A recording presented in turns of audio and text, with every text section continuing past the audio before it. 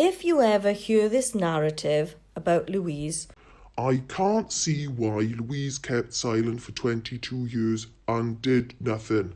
then you're about to be educated and trauma-informed, to be solution-focused instead of victim-blaming. The psychological and physiological effects of bullying on mental health. In other words, the consequences of being bullied by narcissists who use threats, lies, and bullying to control their victim, to silence them, to make them conform to what they want them to do.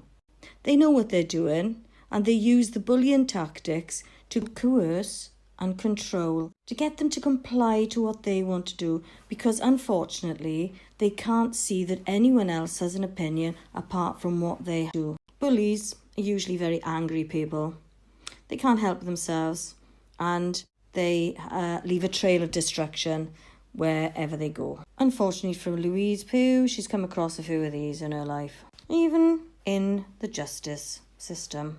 So let's have a little look at the psychological and physiological effects on bullying on mental health on a lady. And you imagine the impact on a child.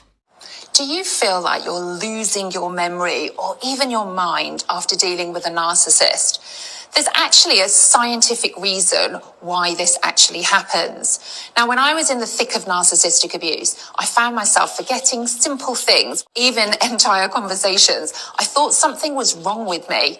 But here's what was really happening. The stress of constant gaslighting and manipulation from the narcissist had kept my brain in survival mode. And this chronic stress floods the body with cortisol, which directly affects the part of the brain called the hippocampus, the area responsible for memory. Now, the more I was gaslit and made to doubt myself, the more my hippocampus struggled to function. It's not forgetfulness, it's trauma. Your brain literally prioritizes survival over memory storage when you're in a toxic, high-stress environment.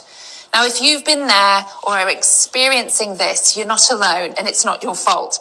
Healing starts with understanding the science behind your brain's response to abuse, psychology, and the physiology of narcissistic abuse. So the next time you hear someone criticize Louise, you'll know the answer to that question, because narcissistic abuse is designed to silence the victim and render the victim voiceless, both psychologically and physiologically, because the body keeps the score, and trauma disables the language area in the brain and fragments memory. So they need tenderness and compassion, not more blame.